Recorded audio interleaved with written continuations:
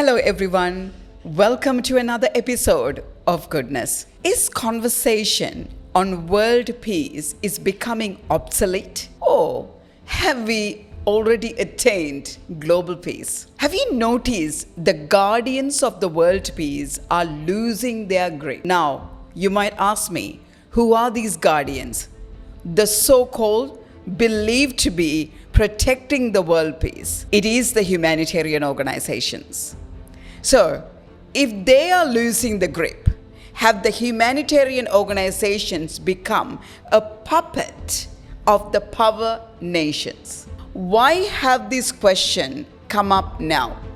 Because there are enough evidences at present playing up in the world arena, the conflict between nations, to display that they have deviated from their key mission, as in the humanitarian organization, to maintain international peace. At which point, a decision to create a group or an institution to tie all the dogs down, as in the nations who are launching into war, came. After the First World War, to provide a forum for resolving international disputes came as a matter of priority. So was United Nations is the first one to serve this purpose? No. The first one that was founded was the League of Nations. It was founded in 1920 by the Paris Peace Conference that ended the First World War. So who was part of the Paris Peace Conference and what happened at the conference? In the conference, the victorious allies of the World War I, which is the France, the United Kingdom, Russia, United States, Italy, and Japan, set the peace terms for the defeated Central Powers, such as the German Empire, Austria and Hungary, and then the Ottoman Empire and Bulgaria. So the conference resulted in 5 treaties that rearranged the maps of Europe and parts of Asia and Africa and the Pacific Islands. So Germany, Austria-Hungary, Turkey and other losing nations were not given a voice in the deliberations. The latter gave rise to the political resentment that lasted for decades. Its major decisions were the creation of the League of Nations. So that's what the Paris Peace Conference was working towards. The League of Nations was formed to prevent the repetition of the First World War. Fair enough. It was the first worldwide intergovernmental organization whose principal mission was to maintain world peace. The important thing to notice is League of Nations was formed by winners against losers, whereby the loser's voice was suppressed. Now, here is a deeper question. In this scenario, was peace amicable or forced upon on those by the powerful people or the powerful nations? And the powers chose what peace should look like in their eyes, and that needs to be obeyed. This was the sentiment. Moreover, to maintain their control over the large majority of the land. On the flip side, anti-war sentiments rose across the world. The First World War was described as the war to end all wars. The present world events confirms maybe that was the intention back then, but never took flight. The First World War, led by arms races, alliances, military nationalism, secret diplomacy, and the freedom of their own benefit. So the freedom of sovereign state to enter the war into their own benefit was one of the huge things that, was displayed at the time. Creation of an international organization whose aim was to prevent future war through disarmament, open diplomacy, international cooperation, restriction on the right to wage war, and penalties that made war unattractive. So, the League scored some success, include the 1925 Conference for the Supervision of the International Trade in Arms and Ammunition and its Implements of Wars. It started to collect international arms data. Most important was the passage in 1925 of the Geneva Protocol banning poisoning gas in war. The League had numerous failures and shortfalls too. It set up the Temporary Mixed Commission on Armaments to explore possibilities for disarmament. It was made up not of government representatives but for famous individuals. They rarely agreed.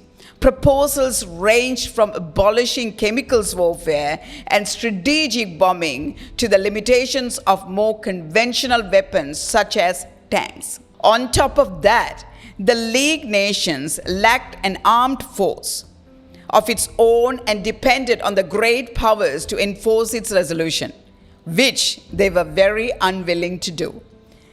Its two most important members, Britain and France, were reluctant to use sanctions and even more reluctant to resort to military action on behalf of the League. Moreover, the League advocacy of the disarmament for Britain, France, and its other members, while at the same time advocating collective security, meant that the League was depriving itself of the only forceful means by which it could uphold its authority. So in 1930s, the world economic depression encouraged nations to be more aggressive towards each other. Fascist dictatorship took power in Germany, Italy, and Japan, which were intent to build empires, and these countries defied the League. Japan conquered Manchuria in 1932. The League objected but could do little in response. When the League supported China's sovereignty, Japan left the League in March 1933. Hitler announced that Germany was leaving the League in October 1933. Italy invaded Abyssinia in 1935. Although the League officially condemned the Italians, France and Britain were caught making a secret agreement to give amnesia to Italy. These crises destroyed the authority of the League, and it was powerless to stop Germany after 1935. By the time of a Sudeten crisis in 1938, Britain and France were ignoring the League and were trying appeasement instead. The war commenced. The Assembly transferred enough power to the Secretary General to allow the League to continue to exist legally and carry on reduced operation. The headquarters of the League remained unoccupied for nearly 6 years until the Second World War ended. Now, change of guard. At 1943, at the Tehran Conference, the Allied powers agreed to create a new body to replace the League, which is now the United Nations. Now the Allied powers are Soviet Union, United States, and United Kingdom. So the League lasted for 26 years. The United Nations replaced it in 1946 and inherited several agencies and organizations founded by the League. League failed to achieve its main goal of world peace. Well, has the new version called United Nations achieved that very mission? I will let you ponder on that. So, who is United Nations? Did they unite all, or were they a representative of the masses? Post-World War II, American President Franklin Roosevelt, British Prime Minister Winston Churchill, Joseph Stalin, the leader of the Soviet Union, met and discussed the idea of a post-war international organization. Later, it led to the drafting of the Atlantic Charter, which defines the goals for the post-war world. Once again, the winners unite to set the world order.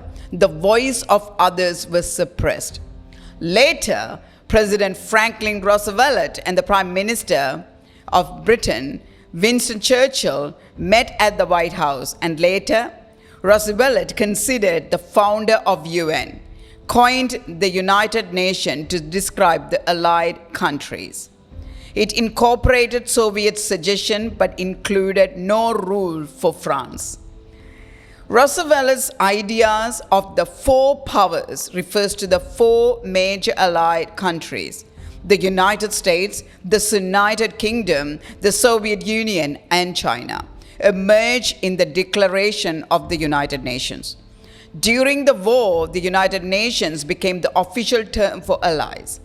In order to join, the countries had to sign the declaration and declare war on the Axis powers. United Nations representing on all or just the masses, right? This led you to question that.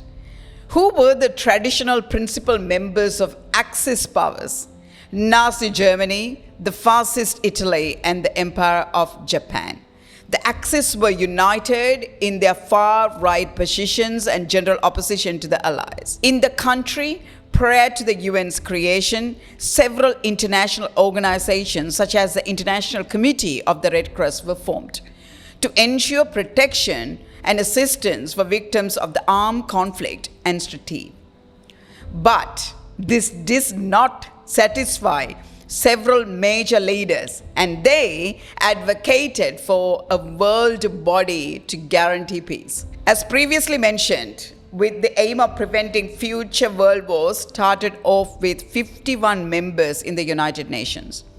UN set as a diplomatic and political organization with the objective of include maintaining international peace and security, protecting human rights, delivering humanitarian aid, promoting sustainable development, and upholding international law. Was the UN challenged at any point of its existence? Yes. The UN's mission to preserve the world peace was complicated in its initial decades due in part of the Cold War, the tension that existed between the United States and the Soviet Union and their respective allies. In this situation, its mission was included the provision of primarily unarmed military observers and lightly armed troops charged with primarily monitoring and reporting and confidence building roles. Division between the United States and the Soviet Union often paralyzed the organization, generally allowing it to intervene only in conflicts distant from the Cold War. The first UN peacekeeping force was established to end the Suez Crisis. However, the UN was unable to intervene against the Soviet Union's simultaneous invasion of Hungary following the country's revolution. Now, were the United Nations was aligned to one of the four powers mostly? Some tend to think like that. Let's look at this. Security Council resolution authorizing US-led coalition to repel the North Korean invasion of South Korea passed in the absence of the Soviet Union in 1950, and the signing of the Korean Armistice Agreement in 1953. So, US was leading the conversation, as you can see, in the absence of others, of course.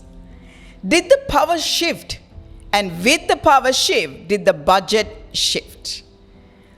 With the spread of decolonization in the 1960s, the UN's membership shot up due to an influx of newly independent nations.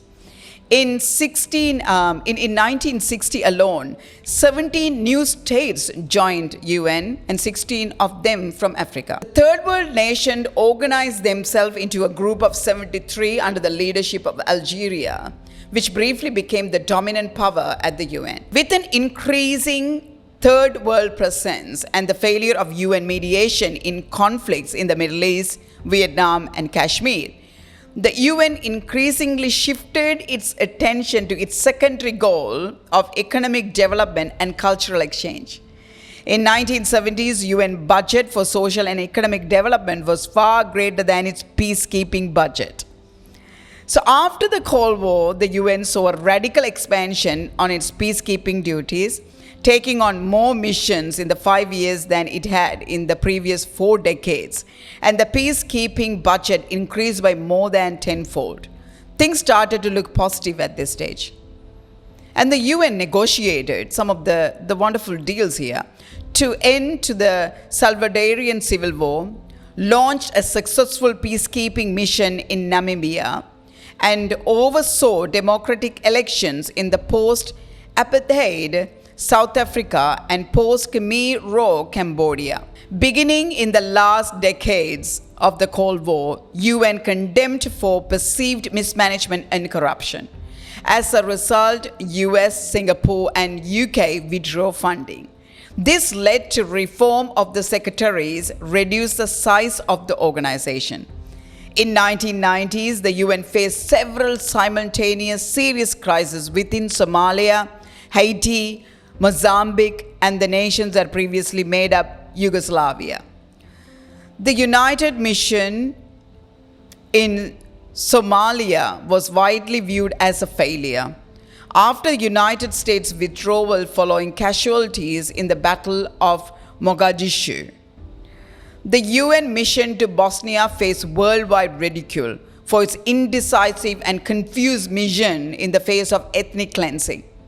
In 1994, the UN Assistance Mission for Rwanda failed to intervene in the Rwandan genocide amidst the indecision in the Security Council. In 2003, the United States invaded Iraq despite failing to pass a United Nations Security Council resolution for authorization, prompting a new round of questioning of the United Nations' effectiveness. And when I bring that locally, in 2013, the internal review of United Nations actions in the final battles of Sri Lankan civil war in 2009 concluded that the organization has suffered a systemic failure. The worst UN personal loss of life in their history is in 2010. The organization suffered the worst loss of life in its history, when 101 personnel died in a Haiti earthquake. UN's role in the 21st century. The Millennium Summit, which was held in 2000 to discuss the UN's role in the 21st century, rightfully so. In 2005, World Summit reaffirming that the UN's focus on promoting development and peacekeeping, human rights, and global security. Let's look at the peacekeeping missions that the United Nations has been largely involved in. UN has carried out 71 peacekeeping operations since 1947. And as in April 2021, over 88,000 peacekeeping personnel from 121 nations have been deployed on missions. So, I would like you to focus on this longest running peacekeeping mission the UN has done. The UN peacekeepers with the United Nations Truce Supervision Organization, UNTSU, have been stationed in the Middle East since 1948. Now it's 2024. The United Nations, in the recent United Nations General Assembly, Prime Minister of Israel's Benjamin Netanyahu has pledged Israel will fight until total victory in his continuing war in Gaza, and promised to continue attacks on Lebanese armed group Hezbollah. As hopes faded for the ceasefire that could head off on an all-out regional war, once again, it is prompting a new round of questioning of the United Nations' effectiveness, because they have been there stationed since 1948 to 2024, and still the wars haven't stopped. So, reform of the UN, or is it time for a new world body? American President George W. Bush stated in 2003, referring to UN uncertainty towards Iraqi provocations under the Saddam Hussein regime, that the free nation will not allow the United Nations to fade into history as an ineffective, irrelevant debating society. So the US is holding United Nations with the last straw. And in 2020, I believe, the President Barack Obama, in his book, The Promised Land, noted, in the middle of the Cold War, the chances of reaching any consciousness had been slim, which is why the UN had stood idle as Soviet tanks rolled into Hungary. The US planes dropped napalm on the Vietnamese countryside. Even after the Cold War, divisions within the Security Council continued to hamstring the United Nations' ability to tackle problems. Its member states lacked either the means or the collective will to reconstruct failing states like Somalia or prevent an ethnic slaughter in places like Sri Lanka. The calls for reform of the UN is presently loud, but little consciousness on how to do so. Some want the UN to play a greater or more effective role in the world affairs, while others want the role reduced to humanitarian work. Now, today we are in the middle of the war in Ukraine, with war in Gaza, with war in Lebanon, Sudan unrest, to name a few. The world is dividing into rival blocs with no single set of norms and rules being universally accepted as a minimum level of global governance. So the United Nations is, after all, the sum total of its member states, and it can only be effective to the extent that those states engage with it and give it to the resources to function. Certainly, the United Nations needs a reform and the streamlining of its subordinate bodies and missions. However, given the need for consciousness, that process of reform will be difficult and protracted. A new world body can be welcome to replace UN as well, but one needs to ensure that it's not gathering the same herds. Will it be possible? The impossible is the possible. That is the new norm. So, with that, I will leave you today. Until then, you look after yourself, and I will see you on another episode of Goodness. Thank you.